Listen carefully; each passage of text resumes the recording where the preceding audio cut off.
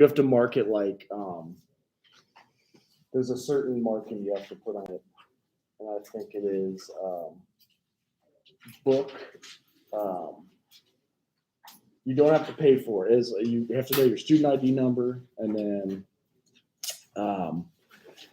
you mark it as book advance. So do you know where you're going to get it from? I ordered it. Oh, did you order the physical book or the digital book? So did you say how would you access it? Yeah. Send you an email with the link. Emails and links. I know it can be tricky sometimes, but oh yeah, it you would think it would be instantaneous, but it might not be perfect instantaneous for you. All right, cool. Well, let's get. We've actually found a decent video from this morning for the lesson. This is the checkers game where grandson and granddad move on. This is the kitchen where the new boyfriend will officially become family. These are the Virgo vacation homes waiting for your family. Anybody having fun this week? This is the checkers game where grandson and granddad move on. I had somebody in the other class drive all the way back to Chicago. I know that's a good 5 hours.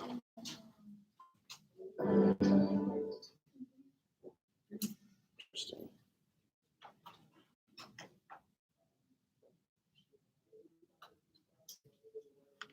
So we were finishing up with chapter 1. Where? That's interesting. We've already seen that. Oh yeah, does anybody need help with the book order? Because we could do it now in class too. That's what we're doing. Yeah? All right. Every time I try to log into the thing, it tell me it's an existing email, and then when I do redo the whole thing, it don't let me do it. Do you have another email you could use? Because it did that to me. Like I just put in my Gmail one, and then it let me kind of click through that way. So I wouldn't have to use a CSU email? No, it doesn't seem that way. You don't have to do a Central State email, which is nice. Oh yeah, have you guys ever watched Hoarders? That was another show that you. This is getting later on into our senior classes, but I wanted to put those out there. All right. Oh, here's where the video was. It's right here. So, we were kind of digging into the brief history of social work earlier today. It's 100 years old in America. Let's see if this wants to work for me. The theme of social work in 2013 is... That's weird. Is it played on that earlier this morning? Can you guys hear that? Is it even loud enough for you?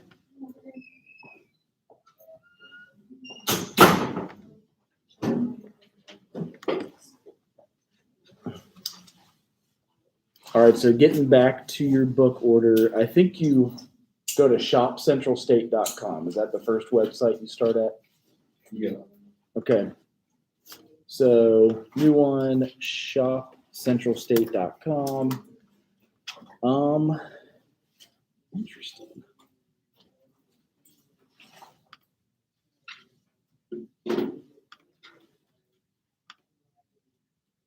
And sometimes you just get blocked, but you can hit proceed. Then when you get to here, you would click textbooks. And then our class is Social Work 1100. So SWK, and then you do 1100, and we're also the afternoon class.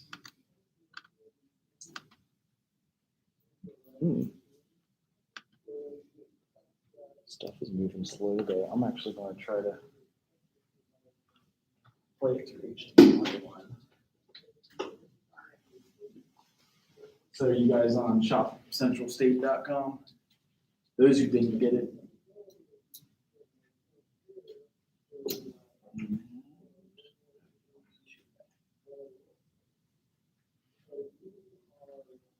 Then when you type in your student ID number, you could use any email address. And then from there, you act like you're buying it. It'll say like $40 or $50, and then you hit book advance. That should cover all of it. Interesting.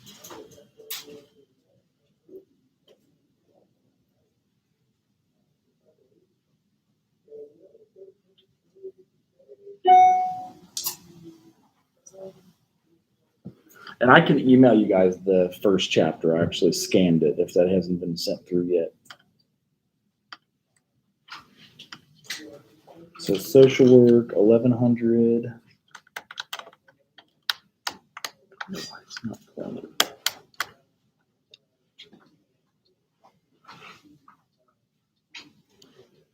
And then we are 2H. So you can be either section 1 hybrid or 2 hybrid. We are 2H.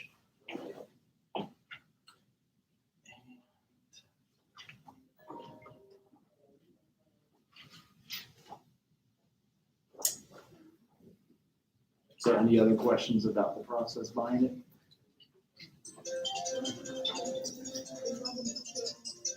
So many noises.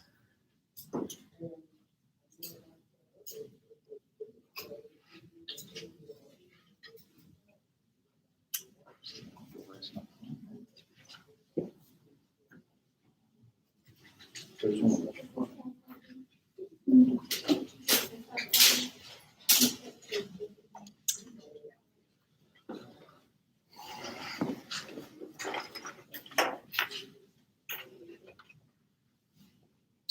And the first assignment you guys still have till August 30th. Any questions about that right now? It's, yeah.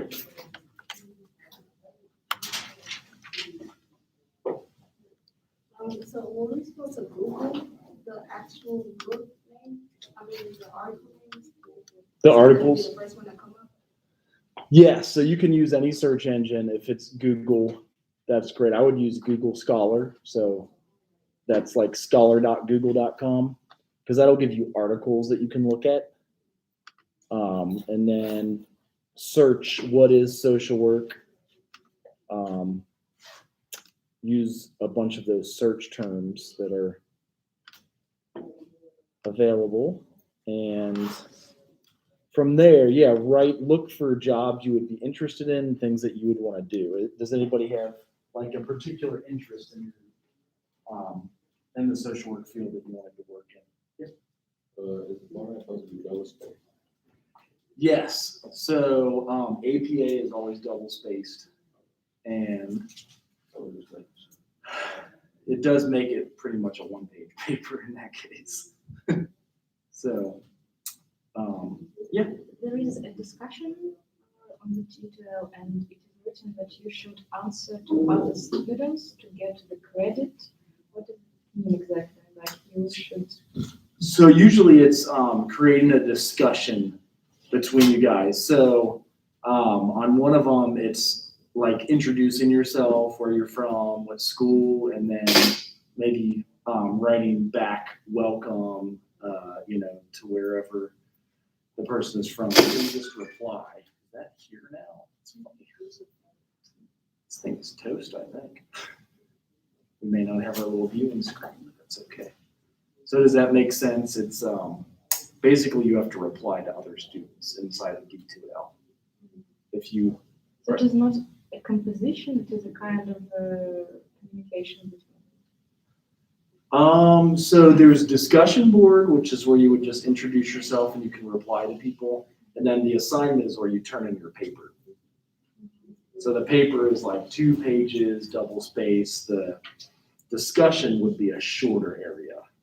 Are you able to see the assignment area? I can open it up if we get this guy working. If not, it's not the end of the world. But sometimes these things crap out on us. I didn't know we had cameras on those. Because we could even go, I know the one next door works, but if we could get this one to work, that would be awesome. Oh my God. It's, maybe it's because it's plugged in through here.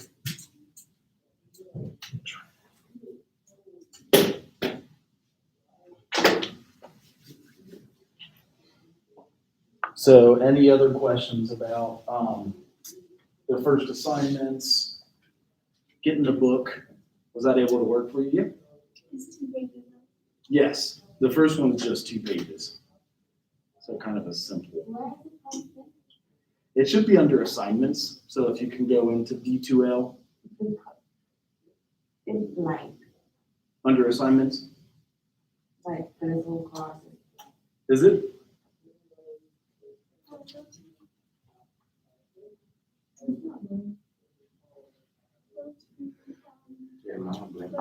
I think you have to access it through a computer. I have been told that. So the app, the phone app does not work, unfortunately. So I know that might take computer lab for you guys, but if you're on the iPad or a phone or Android, it probably does it work? Oh, okay. So you have to go through the web page. You probably won't see anything on the app. I don't think D2L is in the 21st century yet.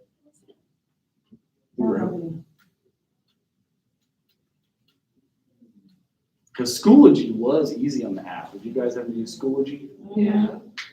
And did the app work for you? Yeah.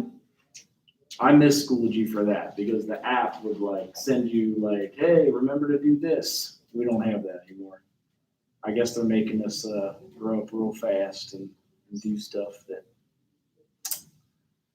you know, crap happens. Are you able to get in through the website instead of the app? Oh, yeah. Then you have to remember the passwords. Well, I may congregate us next door because it is not planned today. It's either me screwing it all up, user error, or it's this TV that's just toast. It's a bummer too. Because it worked this morning. We were just watching the video on it.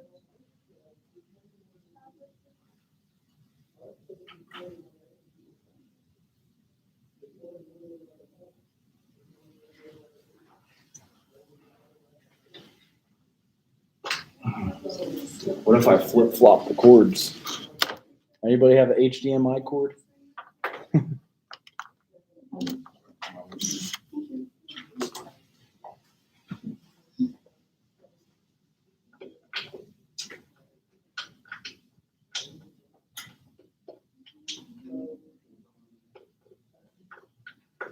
All right, try it.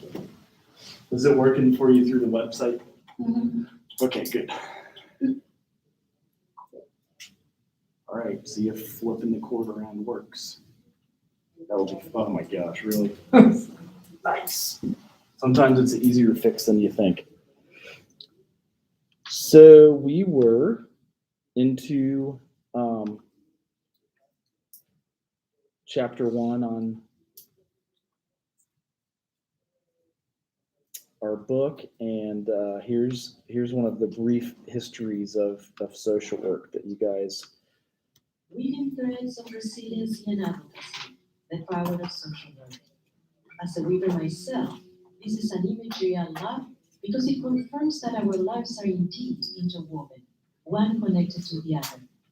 Our country is vibrant and strong. Does the sound because okay? It has been woven from people's stories into a compelling narrative of struggle, renewal, and success.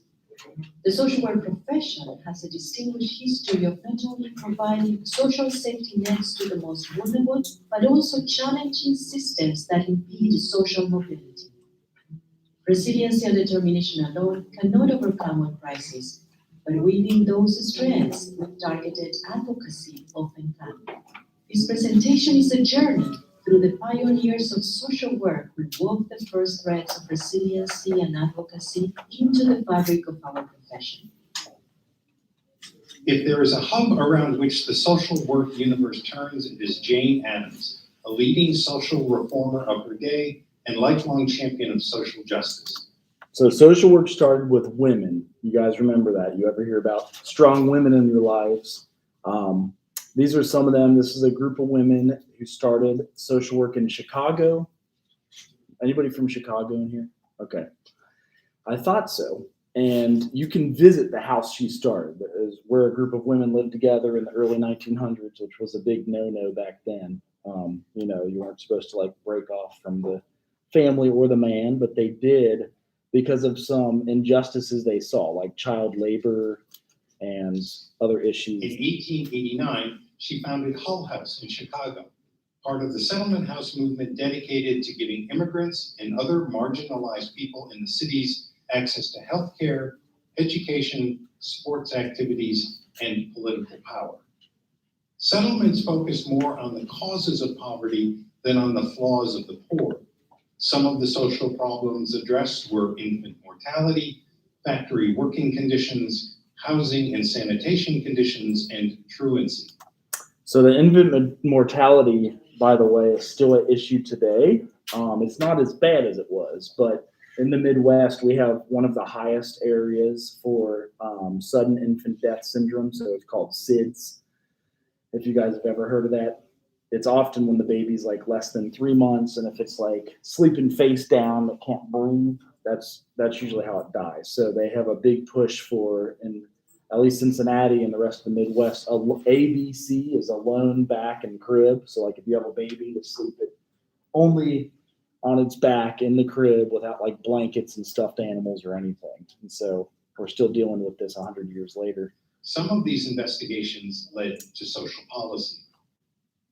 Throughout her life, she threw her energies into such activities as gaining the vote for women and the international peace movement. She was awarded the Nobel Peace Prize in 1931, the first given to a woman, though in the United States, her pacifist views gained her the reputation of being one of the most dangerous women in the country. This was during World War I and World War II. So Mary Richmond's research on poverty and other social ills in her book, The Social Diagnosis, formed the basis of social casework, or what we would today call person-centered care. World War I provided unique opportunities for social caseworkers through their work in war-related activities, such as the Red Cross's Home Service. Led by Mary Richmond, caseworkers applied their skills to problems faced by servicemen and their families.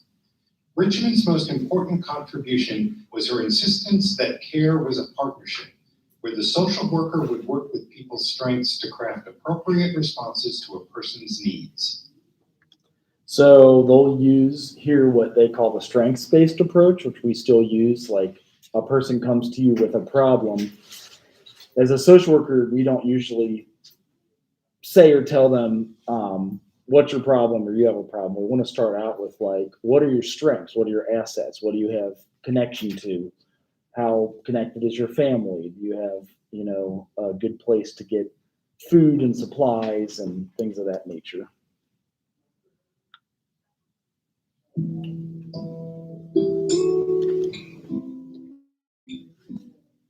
Before Florence Kelly began her work in 1899 at the Henry Street Settlement on New York's Lower East Side, she cut her teeth with Addams at Hull House, where she surveyed working conditions in local factories. Her research led Illinois to pass the first factory law prohibiting children under 14 from being employed. All right, so this is a big one because nowadays, do you guys have the document your parents have to sign to let you work? Like at a certain age, is it like 13, 14, or 15? I can't remember. How old are you allowed to work when you start out? And 14? Okay, 14 in Russia. That sounds right. I think in the U.S., I started working at 13, but I think you guys have to be 14 to work at Kroger's now. Is that true? 14 and a half? Okay. So like a year before you get your temps at 15 and a half. Okay. So back then, with all the kids' energy, they thought it would be good to put the kid to work. Like, this kid's running around pissing me off, annoying. And so they put kids in factories, they put them in, some countries now still do have like a young age because they like the little fingers that kids can like make an iPhone or like screw little parts together. That's more in other countries that we don't have these laws. But this is a law that we still see today. You don't see too many kids working at a young age. Now, if it's a family business at a bar, or a farm, sometimes you see them milking the cow or like picking the tomatoes, but you don't see many kids working.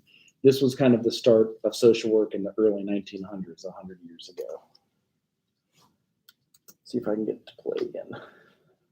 In New York, she became secretary of the National Consumers League, responsible for introducing the white label designation, which was granted to employers that followed labor laws and safety standards. She also led campaigns that resulted in the Pure Food and Drug Act of 1906, which regulated working hours and minimum wage. So minimum wage is another big one. When I worked at your age, I made about $4.25 an hour. I'm pretty sure it's changed since. So $4.25. It was cheaper to live back then. I could pay a few hundred in rent and get a car for $500, or But what's the minimum wage in your all's county nowadays? $9.45. So they're all different. Where's the $9.45 one at? Michigan? Okay. And then where's that one at? Is that because the cost of living's a little higher? So how much is like rent there and a car? If you wanted to buy a nice used car, how much is it? I don't know. $2,500? Okay. So yeah, 15 is good, but then if it's expensive to live and rent, that's Chicago, I think, LA, even Seattle. Those are the $15 an hour rentals. Actually, one of my first jobs was $1.25 an hour because they considered it half volunteer at a special needs camp and half labor, and that was in 1992. So I was 13 turning 14, and they let me kind of work there. So yeah, these are the laws that you still see today. Established the National Child Labor Committee, and her signature accomplishment was the creation of several organizations. So these kids don't look 14 to me, but I could be wrong. Like a lot of them look 5, 10, and 12 even. That set up federal state partnerships to combat like they're working in a factory and they look like they should be playing outside with dolls somewhere. I don't know. And infant mortality and better the lives of children. And these dudes look like they were working in a coal mine. And so the law, they were kind of advocating for kids to have a childhood and be able to play outside and not have to have, working in dad's factory somewhere.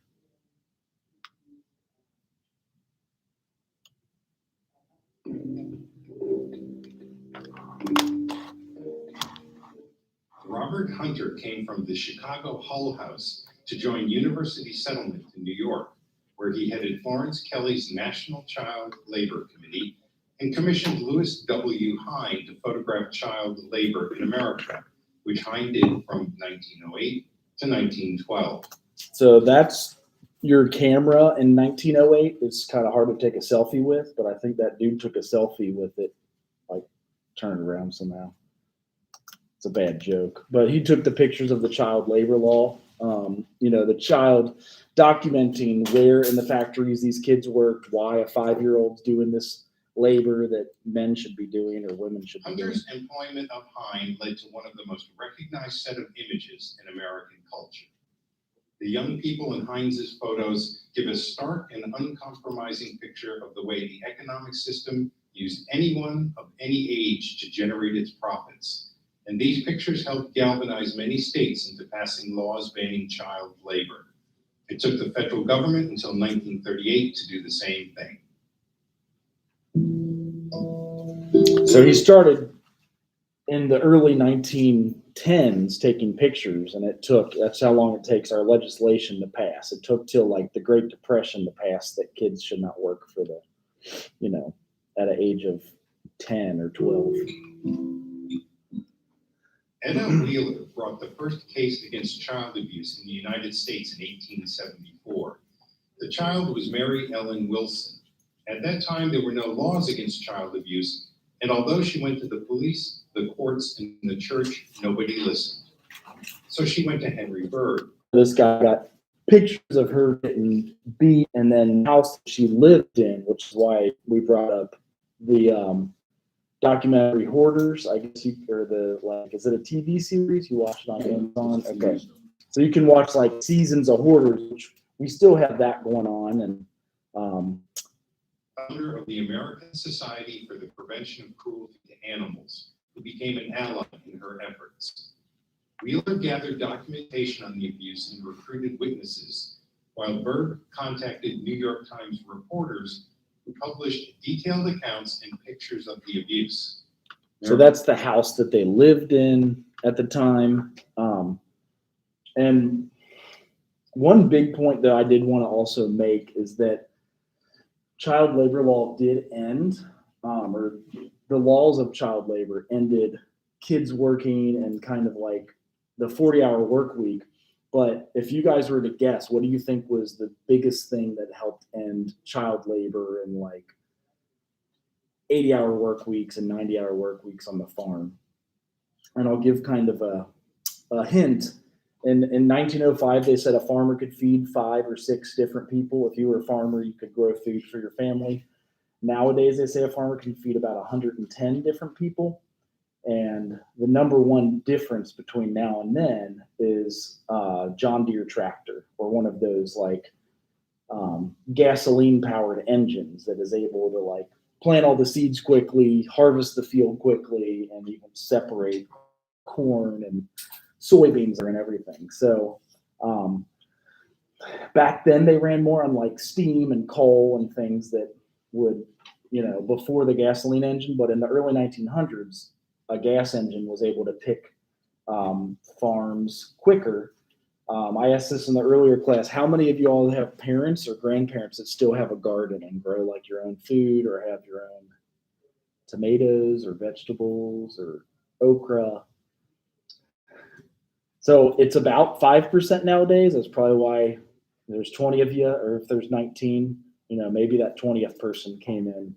I'll raise my hand, as my parents kind of taught me that, but it was more my grandparents, and they grew their own food because you had to back then. Nowadays, with cheap oil and the availability to like fly food and ship it like across the ocean, it's easier to move it around. It's not necessarily sustainable. So the invention of the motor engines and then airplanes, I don't even know what year airplanes came about. Does anybody know that? It made it easier to get food, like anything you like that's from overseas, bubble tea or anything like that. You guys ever had bubble tea? That's something that came from like Asia or China, or like things that, we get that are shipped from afar. Back then we didn't. Now you see also how they heated back then. See their furnace right here? How do you think they got that fired up during the daytime?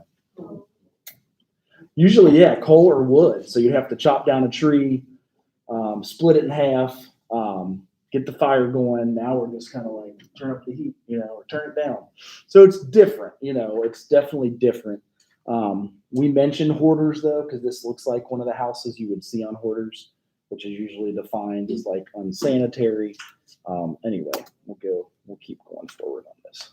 Mary Ellen was removed from her parents' custody, and her case led to the creation of the New York Society for the Prevention of Cruelty to Children, the first protection agency in the world.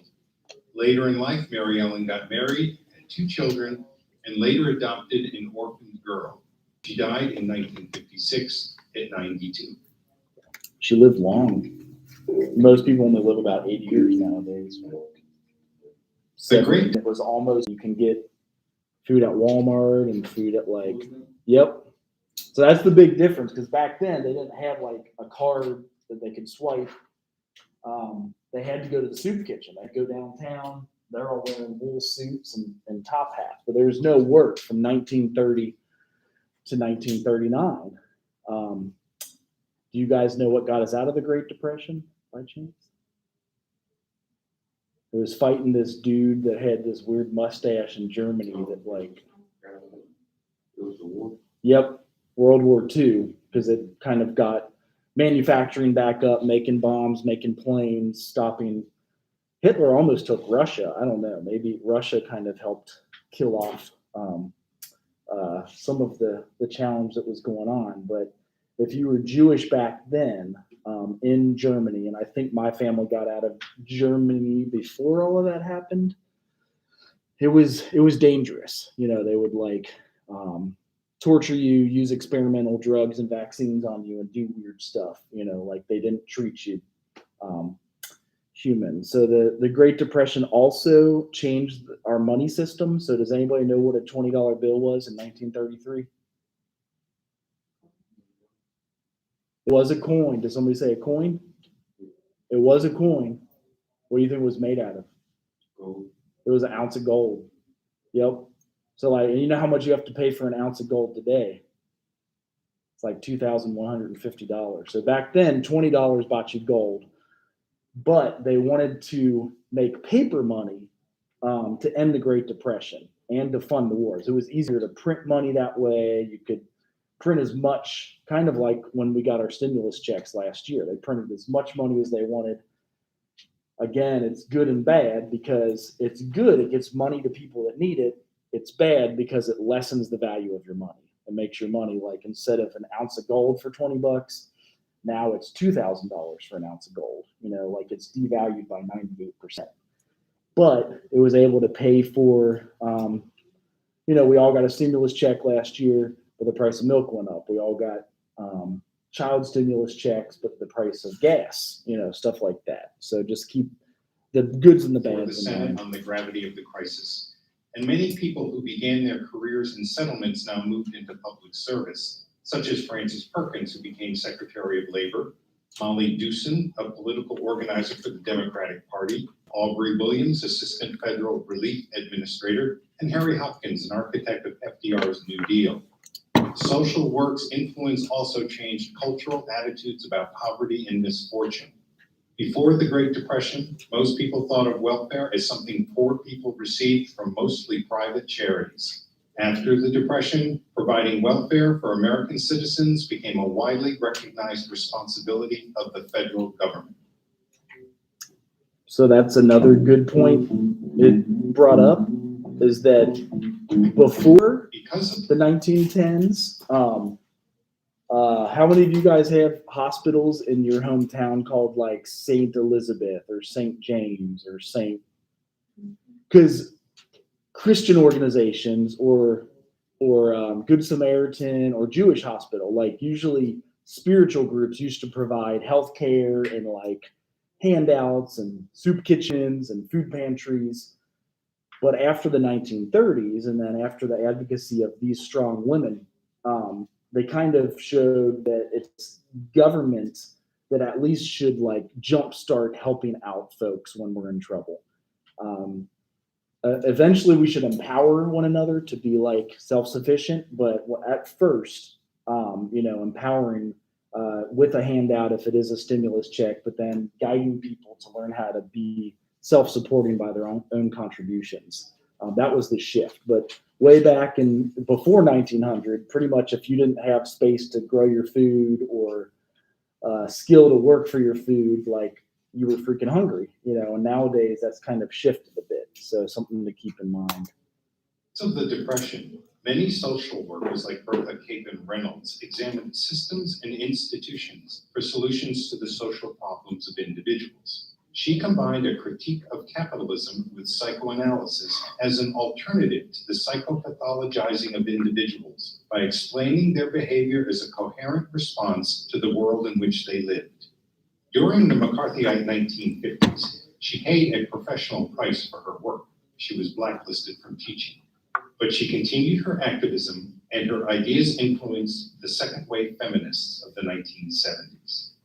She believed that the focus for practice in a helping profession is faith in the possibilities within people if given the right conditions for growth. So that's a good quote, but it goes back to we want to empower people to empower themselves. Like in college, for example, we empower you to have the tools to write and communicate and get a job to do whatever you want, if it is social work or business or marketing, to pay for your family, to buy good things, to enjoy life. And this here says the helping professions is faith in the possibilities within people. So like you have it in you, we have it in us to get a good job and to serve others. And sometimes you do need that help with a hand up, and then be able to take off and help others. Now the civil rights movement is next. Social workers, like many others from the 1950s to the 70s, worked in the civil rights movement. Whitney Moore Young Jr., president of the National Urban League from 1961 to 71, initiated programs in education and community-based planning and encouraged major corporations to hire more Blacks. Dorothy Height, a key figure in the struggles for school desegregation, voting rights, employment opportunities, and public accommodations, was called the godmother of the civil rights movement by President Barack Obama. She liked to quote the 19th century abolitionist Frederick Douglass, who said that the 3 ways to fight for justice were agitate, agitate, agitate. So 1960s were the civil rights movement, and where social workers got Irina involved. Sendler, a Catholic Polish social worker with the Warsaw Municipal Social Service, saved the lives of about 2,500 Jewish children in the Warsaw ghetto. Under the pretext of inspecting sanitary conditions, Sendler and her co-workers smuggled out the children, sometimes disguised as packages. Sendler kept records of all the children in a jar so that after the horrors ended, they could be reunited with relatives. In 1999, encouraged by a teacher whose classroom motto was, "He who changes one person changes the world entire," students in rural Kansas discovered Irina's story. They exchanged hundreds of letters with her and visited her several times. Sendler started a tradition when the first students went to Poland to visit her. She gave them each a necklace saying, "No matter where you are or what happens, you will always have a piece of my heart."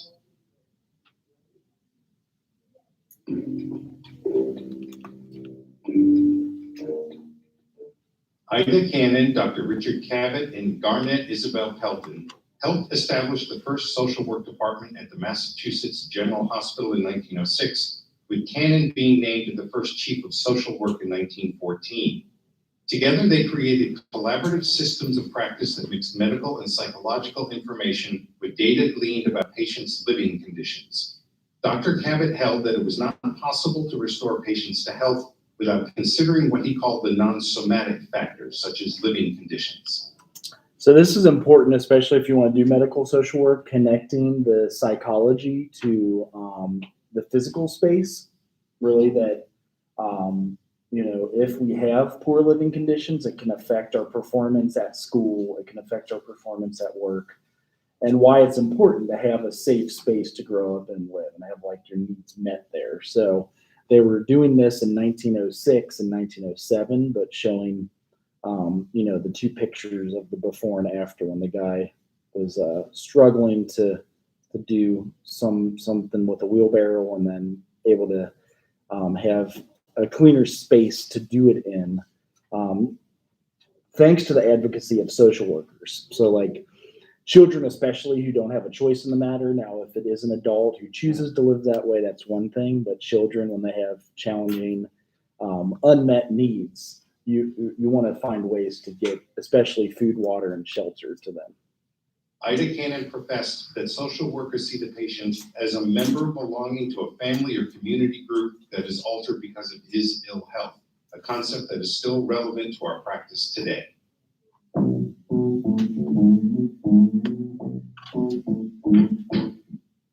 In 1904, Presbyterian Hospital placed a nurse as a social worker in the Neurological Institute to assist patients and focus on promoting public health. That same year saw the creation of the New York School of Applied Philanthropy, which later became Columbia School of Social Work. Columbia Presbyterian Medical Center added a social work department in the 1920s and hired Janet Thornton as the first director in 1924.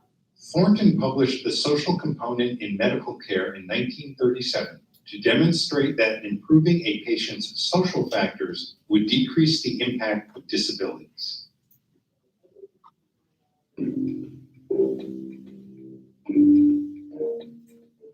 And lastly, our own Sheila Ryan, who added the most amazing threads to this fabric of social work history.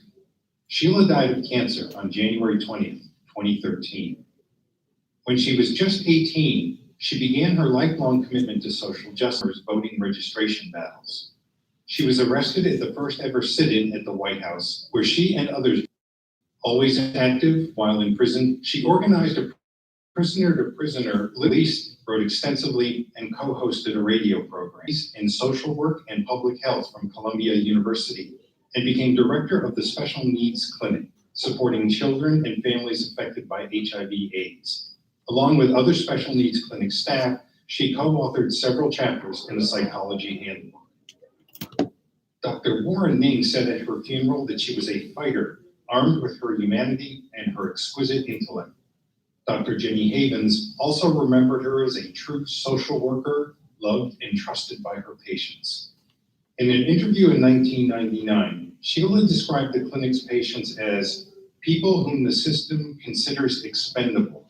They've been beaten down and traumatized, their families have been torn apart, and still they won't give up. Their will to survive, not just in a physical sense, but as human beings, is inspiring.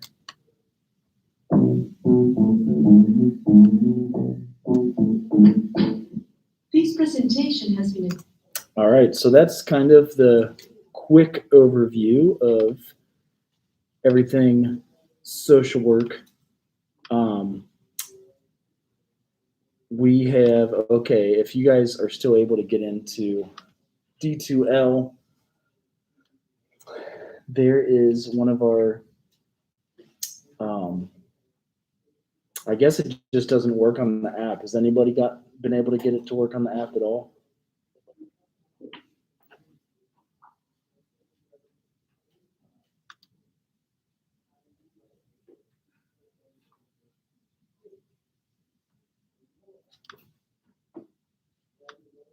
Yeah, announcements.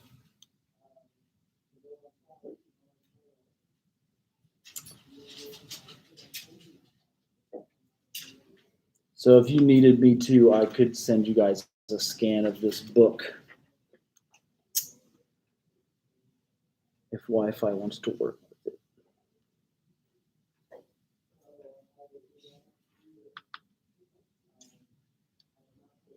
So it's pretty much a overview here of what we just went through, some of the origins of social work, the definition of social work, and kind of where we had started. I scanned the whole chapter for you guys, so if you don't get your book yet, you'll have it. And then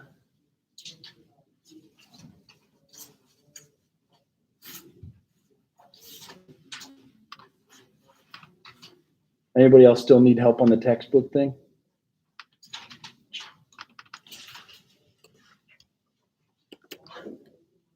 Okay. Oh, that's right. We were going to, so getting into the later sections, probably next week or the week after, we're going to watch 7 Days of Heroin in Cincinnati. Some folks in the first class wanted to do child welfare and work in the NICU. Some of these kids that, were born addicted to heroin, they end up in the NICU. This is one of them on 7 Days of Heroin. It's about a 30-minute video, but this mom, they filmed in 7 Days of Heroin, did end up dying a week after they took that picture from an overdose. But in Cincinnati, I don't know if it's as bad in Chicago. Do they have any heroin problems in Chicago or other cities like Columbus or Dayton? No? Might just be a Cincinnati thing. But it got, that's partly why the child welfare cases are big in the city of Cincinnati. And there's definitely, a need for them to be safe. So if they find a kid that had tested positive. So they can test the mom and the baby when you're in the hospital. So when you have a baby, they test the first poop, and the first poop can be like up to 7 months of the mom's drug usage. That's a lot. When I was at Claremont Recovery Center, even if they had THC in their system, sometimes they would place the child, and they would try to place with a relative first, but not all the times do they find a relative close that works for them. So the video showed you guys some of the roots of social work as a profession, though. The different national conferences and then charity organizations. And then that Chicago Settlement House movement. So that's the first social work location in Chicago. We visited them with Miami University 2 years ago. Stayed at that. Anyone from Chicago? What's that called? The Bean? It's a mirrored thing that you.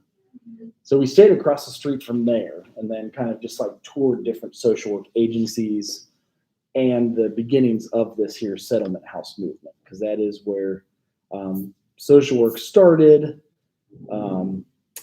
Here's that timetable of everything we saw in the video, but really in the early 1900s, that's when social work as a profession started. They had different conferences. Right before the Great Depression, we saw like an expansion with the child labor laws and social workers advocating for like safe workplaces, a 40-hour work week, minimum wage, all of the laws that we see today. Pushing more towards the 50s, we had social work get into more detailed investigations of like the picture of the abused girl that they showed, and she had kind of like marks and lacerations on her head, and they got what we stereotypically call the social workers that take your kids. That's kind of how social workers are known, although there's more social workers that work with families to keep their kids than there are to take the kids. So that's an important thing. We defined what social work was in the late 50s, and then with the civil rights movement between 61 and 69, we had more areas of practice come out. The civil rights movement definitely even helped end the Vietnam War, but different things that had gone on in that time, and then kind of up to what social work is doing today.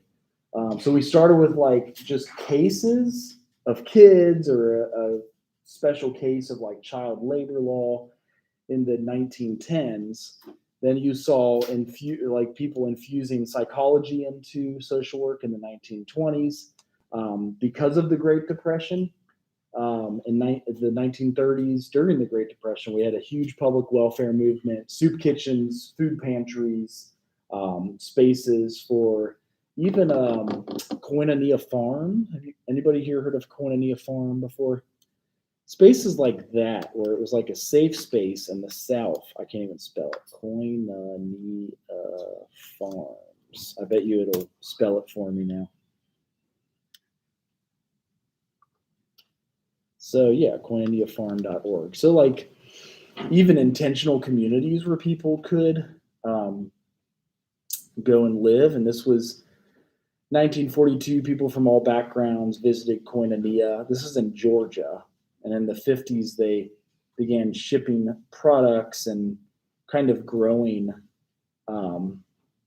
just learning intentional community and a history. I don't know if they have a video, but just spaces that were like helpful communities. I bet you they have a YouTube channel though, huh? Is that it? So different spaces that allowed people to live safely. In the South, there was still a lot of segregation back then, so that's why they started this farm. Yeah, this was 3 minutes. This is the checkers game where Grant. Any questions at this point for anything that we've got going? Anything making sense? This is the whole entire history of social work. So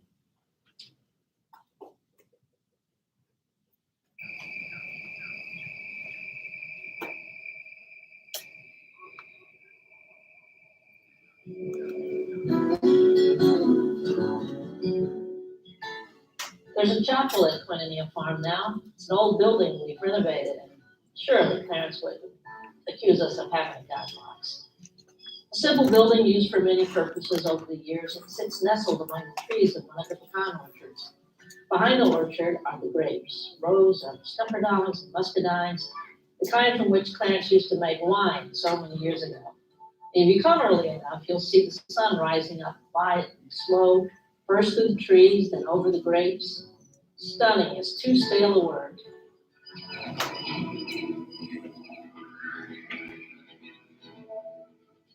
God is indeed greater than any box, and there's a sense of God almost everywhere at the farm. Turn your back to the majestic site, look across Highway 49, and you'll see the green farm buildings and community houses. Even they look sleepy so early in the morning. Still early, folks emerge from their homes, many carrying coffee mugs to meander over to the chapel.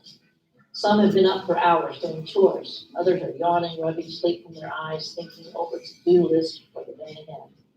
And there's more on the list than possibly get done today. There's only a handful of us. So you would think, ideas as simple as this is kind of how we lived 100 years ago, but some people are striving for this, what they call voluntary simplicity, and getting away from more of the electronics and doing what they call horticulture therapy. So that's like another movement that started in the 30s, 40s, and 50s. And you can see the shift from beginning to end. So social work started on one person and casework in the early 1900s and shifted to group work in the 40s and 50s. So seeing that sometimes the entire community needed ideas to overhaul, and like the child labor laws, it was probably better, even though the kids have the cute little fingers that can screw iPhones together so we can tap on them during class, it was better not to have the kids make iPhones in a sweatshop. They should enjoy their childhood. And, instead of having, 80-hour work weeks and minimum wage of $2 an hour, that somebody should be paid a living wage. And that, like, in cities that cost more to live in, we should have $15 an hour wage. So it shifted from just like individual to like communities and groups to try to create like a good, safe space for us to live. And so from that sprouted social reform. And this also intersected with television. So like color TV came out in the 1960s. I don't know if you guys ever heard that. The first presidential debate in the United States was in the 1960s. So people had President Nixon versus President Kennedy, and President Nixon looked like he was going to die, like an old man, all clammy, and Nixon was like a young, good-looking dude, and he got elected. So like visuals from the TV started, like global television to see people starving and suffering from hunger in China. And so social reform started similar to the 2000s. We had the internet awakening. So like from 2001 to 2010, you had images that were instantaneous, where you could do like Facebook Live and like shoot video and go across the world in 3 seconds, from Russia to the United States, about like reform that's happening. And we didn't have that back then, like just a color television was a big deal then. That started social reform. Ecological means holistic. So in the 70s, we looked at things with the ecological perspective, seeing if you have a healthy community or like a safe space to live. It was hard to go to school if you didn't have meals in the morning. So why we started having breakfast. I think almost every school has breakfast nowadays. Is that something you guys saw, or do they not do that at your schools? Because they started connecting that if the kid's hungry, you're not going to learn. If you come into school and you're focused on something else all day long, you're not going to pay attention. So you want those basic needs met. You want to sleep well at night and have a full belly. And I think they even expanded it to like breakfast, lunch, and dinner. And the pandemic made it worse. Like COVID made it harder for food insecurity. We'll get into that later on in class. But just how food insecurity all over the world has kind of stepped up. So much that even the federal government, I think, increased our food stamps by 25% this year. So if you were getting like $2,000, now you'll get $2,500 a year. And then this is what we teach you now is generalist practice is to be able to be a social worker for any career that you choose. So if you choose to be a social worker and you want to work in food insecurity, you can. If you want to do medical social work, you can. If you want to work in the mental health, you can. Here's some of the organizations, I think. Well, yeah, CSWE, and this is for your second paper. The NASW is known as the National Association of Social Workers. That's where we get our ethics from, where we follow a code of ethics. CSWE is who we're accredited by. It means Council on Social Work Education. And because of this, we have accreditation. You're one bachelor's degree from Central State. If we keep accreditation, you can qualify for a 1-year master's degree in social work. Instead of, I took 3 years to get mine. It takes only 1 year to get a master's, 35 hours. I had to take about 67 hours to get a MSW, which lets you have an independent license and practice all over. And this is what that second paper is on, though. You'll review the NASW professional values and also our theoretical knowledge and practice skills that you'll learn, like how to do group work, how to take an assessment, like figure out what's going on with somebody and what their unmet needs are so you can serve them. Those are some of the practice skills. We also have 3 practice classes called Practice 1, Practice 2, and Practice 3. That's where you learn those. Here's kind of a breakdown of the values that you'll write your paper on, though. That's why we have this for the second paper. So our fundamental values, we have respect for diversity, confidentiality, and that means if somebody's coming to you and they tell you about a situation, you don't go tell their aunt or cousin anything that's going on. Like we have a license, and that's how we honor our license, by following these values and principles and ethics. Also, professional comportment, dignity, and worth of the human person. So we treat everybody with respect and dignity, practice the social justice. You'll have different foundational knowledge that you'll learn in all your classes. So the philosophy of social work, all the different theories. We honor diversity because, especially in America, we're probably one of the most diverse countries around. When I visited Central America and lived in El Salvador and I lived in Nicaragua, it was not as diverse as most places we see here in America, even though America is not very diverse. But when I visited India, it's also very similar. The U.S. is the first space that we've had such a combination of so much diversity going on. You'll learn some social welfare history, which you already looked into. So as far back as the 1900s. And we consider both family dynamics and group dynamics that you'll learn to deliver your. And we consider both family dynamics and group dynamics that you'll learn to deliver your social services. And the bottom cuts it off a little bit. It says the requisite skills. So thinking critically, building relationships, empowering, and then effective communication. So nowadays that is digital. So believe it or not, if you're real good at texting, you can pound away and like talk to clients. You can do that in an email, writing to clients, on different, I have 2 social work agencies that I still supervise for at hospice and then also at a private practice. So good, clear communication, learning how to write things, helping advocate for them. This might be one of the hardest ones in social work that you'll ever run into.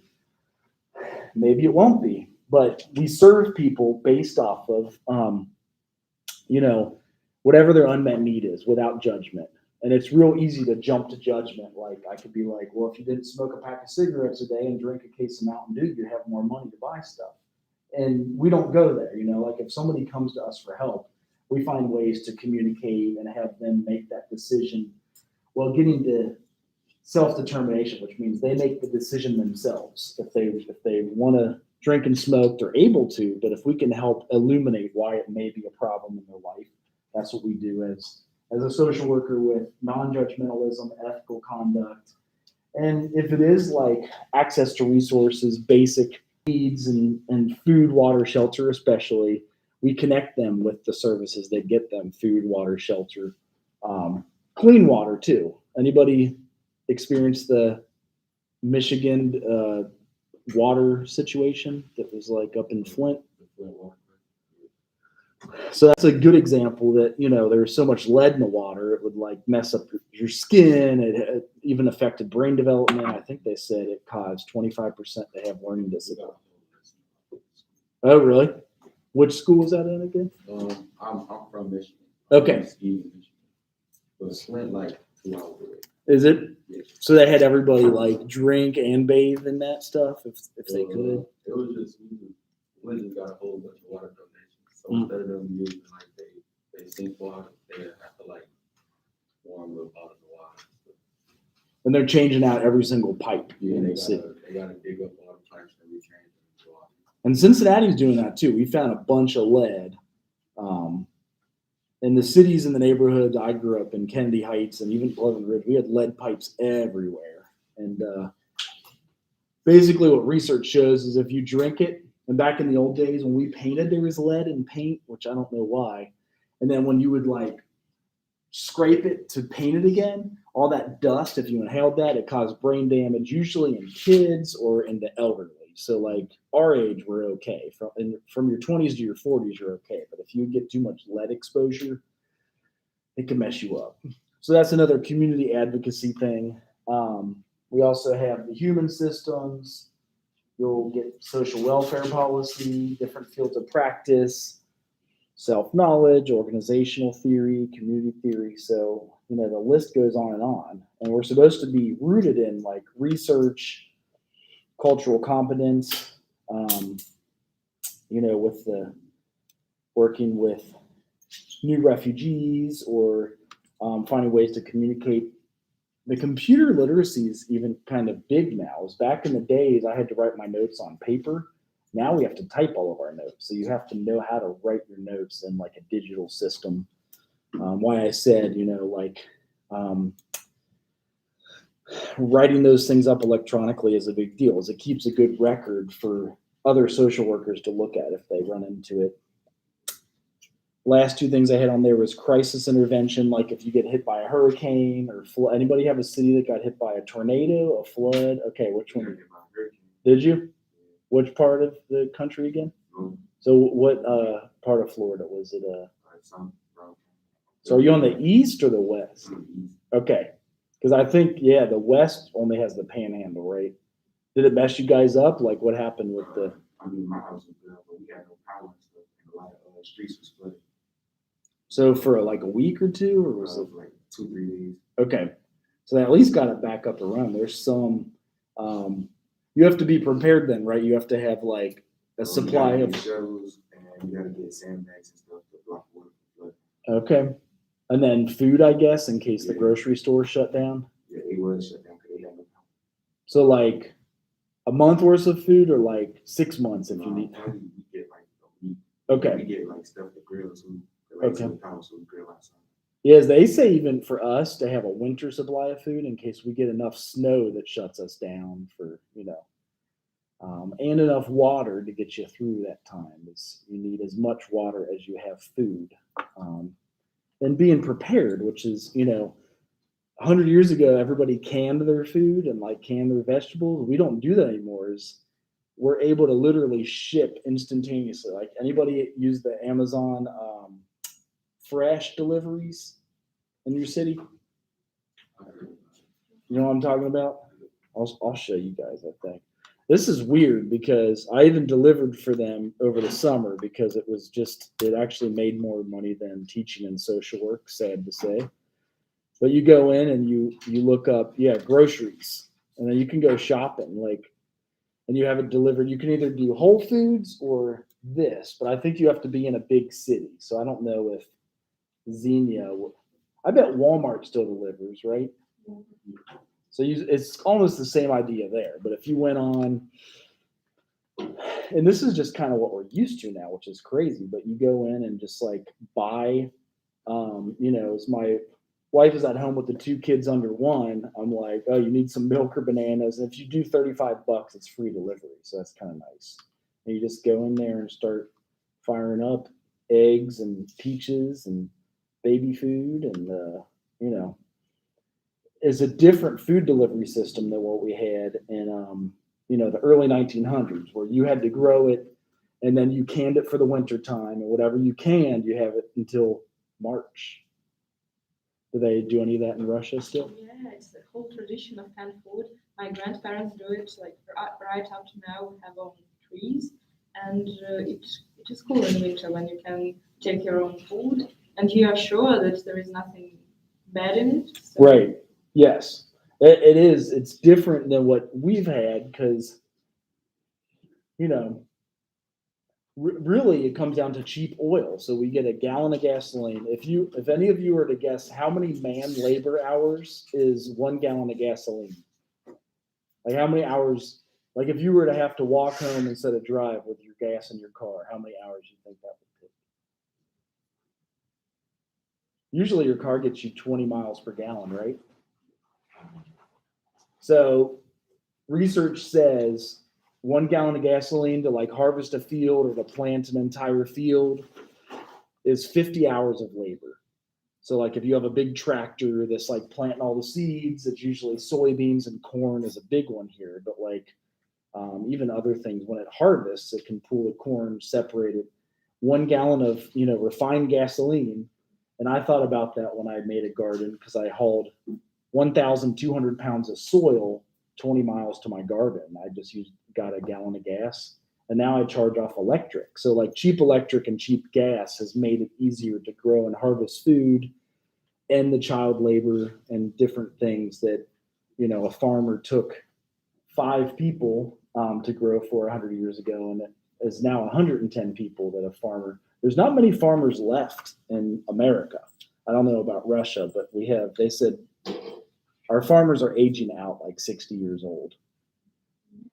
Do people still grow food in Russia? Yes, there is like a kind of a trend to have healthy food from your local farmers, and it is spreading all over the world, and in Russia it begins too. Like young people start growing food just because it's healthy and natural and organic and all this stuff. Right. Yeah. So those are some of the things, the food insecurity. Did anybody, somebody in the earlier class said everybody in the state of Illinois got $500 for food this summer. Is that just like, I don't know if that's the increase in the food stamps or it's showing that like the price of inflation changing things. So this is our last slide, but working for social justice and finding ways to, combat oppression. In the old days, you would get in trouble for that. As a social worker, you want to have knowledge development, the information exchange, and cultural competence. There are preventative social workers, especially in addictions. So preventing drug and alcohol use, abuse, and then having that worldview. So knowing that things are different in Russia or Central America or China than it is in the United States. And however, the one common theme that we all have in humanity is having a full belly and a warm house at night, or a cool house when it's 90 degrees. So like the ability to have a safe place to live and good food to thrive off of and live for a long time. So that's kind of what we're aiming towards. Because it is hot today, I am finishing here. I did want to stay for any questions though, if you guys had stuff about the paper or thoughts or ideas that you wanted to infuse. That's the end of our PowerPoint, chapter 2.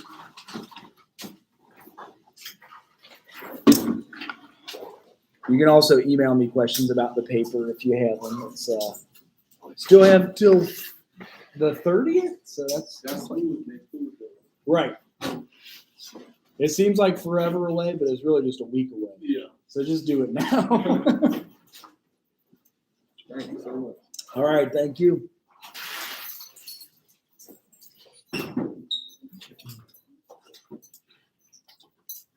Hi. What is this assignment?